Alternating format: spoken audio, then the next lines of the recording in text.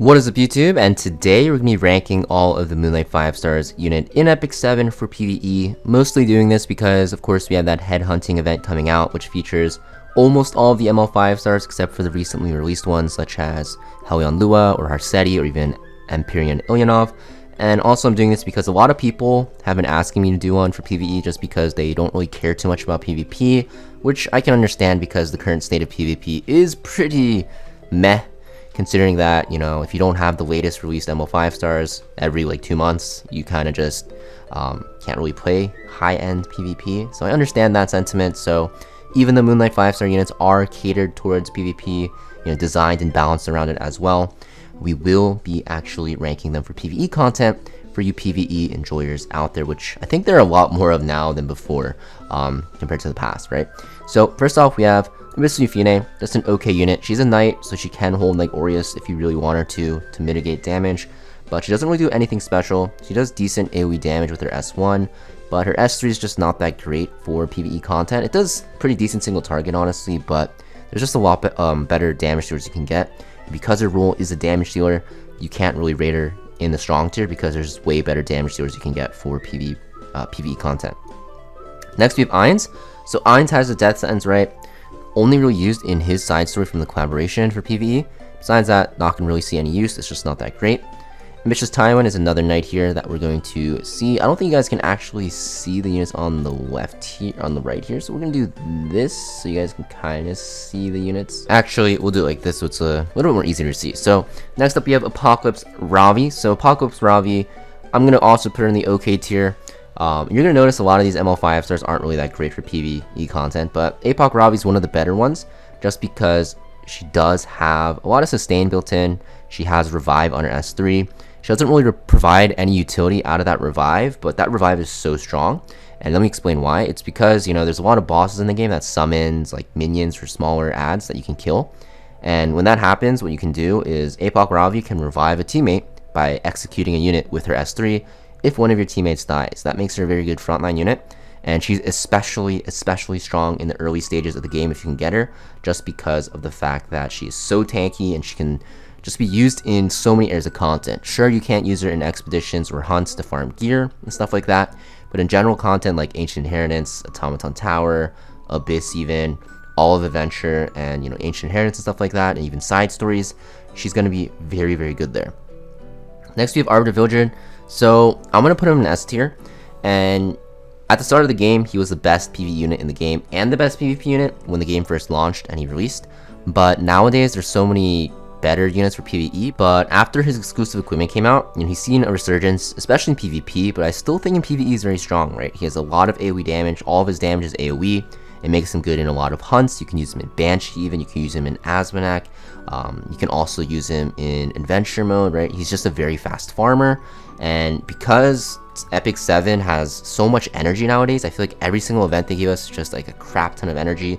You really want to burn through it fast. And if you're burning through adventure mode, and for me personally, I've been farming through adventure, I guess side story to farm catalyst a lot more because we have so many new units coming out, and I've been using my ARBvard so often to farm, so he speeds it up for sure. I think he's a very powerful unit for the early game and mid game, and in the late game he's a very good farmer, and you can also even use him in a lot of other areas of content for PvE. People might say, oh, we have background battling now, so it doesn't really matter. But honestly, even with background battling, it takes a ton of time. And if you're not playing PvP a lot of the times, you're going to see that you have to waste a lot of time on farming still, even if it's in the background. So definitely a strong unit. Archdemon Shadow, PvP unit, nothing much to be said. I'm not going to really talk about why they're bad. Just keep in mind Smilegate designs a lot of these units for PvP. So these units will just not be good in PvE content. So just trust me on that. Architect Laika, not a good PvE unit. Astromancer Eleno, same as well. Bellion. So Bellion's another unit here I want to actually put a little higher just because of her farming aspect. You're going to notice that she also has all AoE damage abilities, and she actually hits pretty hard. So I think she's a pretty strong farmer. However, I can't put her in strong because all you're ever using her for in PvE is damage, like raw AoE damage. So I'll put her in OK. And the reason why I'm going to put her in OK and not like, not used is because even though I personally am biased towards Bellion, because she is used in some of my teams, I think she's actually very good. If you need any content with a very strong, consistent damage dealer that's AoE and also very tanky, Bellion is your best bet, or one of your best bets, because, like I mentioned, she has only AoE damage, and for a knight, she hits extremely hard. If you put her on like a crit damage build, she hits very hard. Sure, you won't get anything out of her passive, but just having a unit that can consistently deal AoE damage can be very good in a lot of areas of content, such as Nightmare Raid on like Secretary Vera, or even Azmonak as well if you're farming that as a hunt. And she's just very strong as an AoE damage dealer in adventure mode as well. So I think she's okay. Some of you guys might disagree, but I think she's pretty decent. Blood Moon Haste. Blood Moon Haste works kind of similarly to ARBvard Villager. Because of that, I'm gonna put him, or not ARBvard Villager, Apocalypse Ravi, sorry. Because of that, I'm gonna put him in the OK tier. You guys might be wondering why I'm putting him here if he doesn't do anything but revive, but you have to keep in mind revives are very strong now because adventure mode is getting harder and harder, and there's some bosses where I actually took him in adventure mode, especially because like his revives are just so powerful, and it just makes it so that it's a lot more consistent, and you can auto through a lot of the content because you can revive characters pretty often.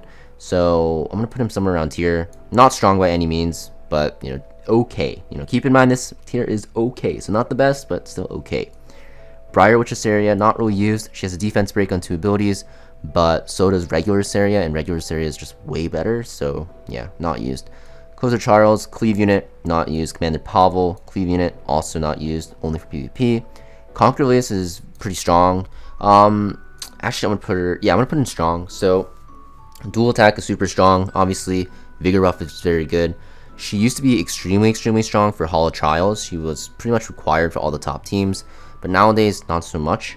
I think I'm going to drop her down to OK, actually, just because Hall of Trials got removed. If Hall of Trials, like the old Hall of Trials, I mean, was still in the game with the rotating bosses, she would be like one of the best ML5 stars for PvE.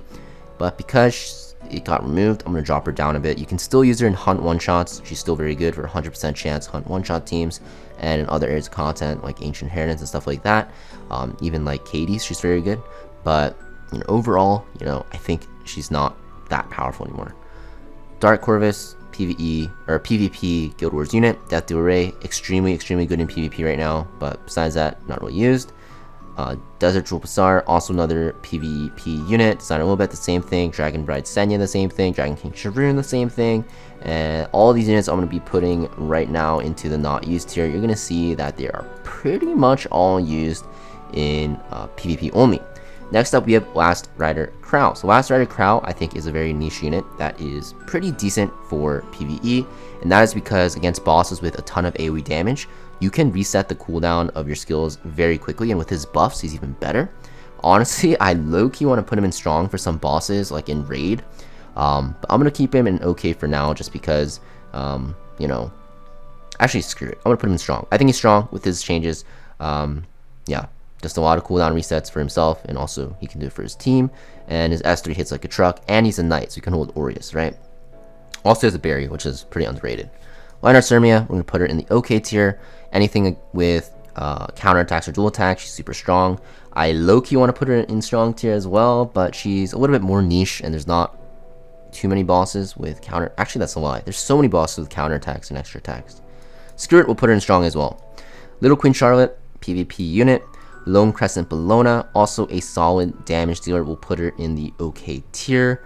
You could also argue to put her in the strong tier because she does a crap ton of AoE damage, but that's all she does. Yeah, we'll put her in the strong tier. Maid Chloe can be used as an attack buffer and reviver. She's used in like Banshee one-shots sometimes, but don't really recommend it. I think she's just not that great. She can be replaced by any attack buffer, aka Tamarin or like DN or something like that. Martial Arts can, pretty good. I'm gonna put him somewhere around here just because he's very similar to APOC Ravi. He's a very tanky unit, does a lot of damage, has a lot of sustain, so we're gonna put him in the OK tier. Mediator Cowrick, we're gonna put probably up here now. So in the past, I had him a little bit below Conquer Lilius because, you know, Hall of Trials got reworked. He's gonna be a little bit better. He has that cleanse, attack buff, and cycling, which is very good. But there's a lot of other units that can cleanse that are just better for PvE content, so we can't really rate him in the strong tier.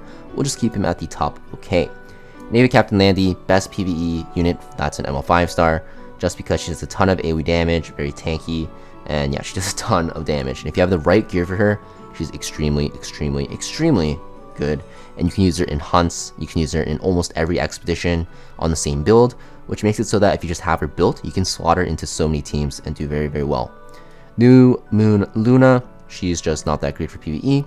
Operator Sigurd, same thing. Pyro Captain Flan, same thing. Remnant Violet, RNG unit that can be used in some content like Ancient Inheritance, some side stories like Advent side stories is very good. So we'll put him probably somewhere around here.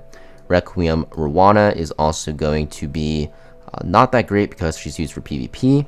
Ruel, I haven't tested her in PvE yet, I'm not gonna lie, but I've seen some people use her in some bosses, especially after her buffs. So we'll put her somewhere around here. I'm pretty sure she's actually pretty solid now, so I'm gonna put her somewhere around here, I think. Yeah, probably around like Meteor Cowrick's tier. Sage Balance is on, just not a good unit. We're gonna put him in the not used as well. Only for PvP, really. Sea Phantom Politis. Is she good in PvE? I don't think I've seen anyone try her, but she's a very strong PvP unit. But outside of her S3, I don't think she's that great. Maybe she can be used, but, you know, all she does is dual attack, right? With her S1, that's her biggest thing. I guess the buff on her S3 is very nice, but mostly on her turns, she's going to be dual attacking. She also has downtime on that sometimes. Yeah. Silverblade Araminta, PvP unit, just not that great. Solitaria, same thing. Specimen says the same thing. Spectre Tenebria is going to be one of the best PvE units. Her poison's very good for Abyss. She does a ton of two target damage with her S1, and she's very safe with her passive as well, and she ramps extremely hard in like raid and stuff like that. Basically, just a very powerful unit. So we're going to put her in the strong tier as well. Spirit Eye Celine, decent unit, has a revive, very strong single target, but nothing special out of that. We'll put her around here. Strays is the best hunt one-shot unit in the game. Because of that, we have to put him somewhere high. I'm going to put him around here. Outside of that, you're not going to use him anywhere, but the best part about Strays is you have him on one build on Rage Set, and he can one-shot pretty much every single hunt in the game. Actually, he can one-shot every single hunt in the game if you have him geared out enough. So he's very good because you don't need like 5 separate units now to, you know, one-shot hunts. He can just be used for all of them. Hunts don't matter too much because of Rift, but still good to have, right? Sylvan, Sage, Vivian, good AoE damage dealer, but nothing else besides that. I'll put her around like Bellion's tier. She kind of does what Bellion does, but the only thing is you have to soul burn her S1 manually to do AoE damage, so I'll probably drop her a bit. I think she's like safe to say she's probably around like here. Top model Luca, PvP unit, Twisted Shadow Kayron, ML Kayron, and ML Shu, and also Zeo, all PvP units as well, never really used. And this is the final tier list I have for ML 5 stars for PvE. If you guys are interested only in PvE content, you can look at this when going for the head hunting character of your choosing. And also let me know in the comments down below what you guys think about this tier list, and I will see you guys next video.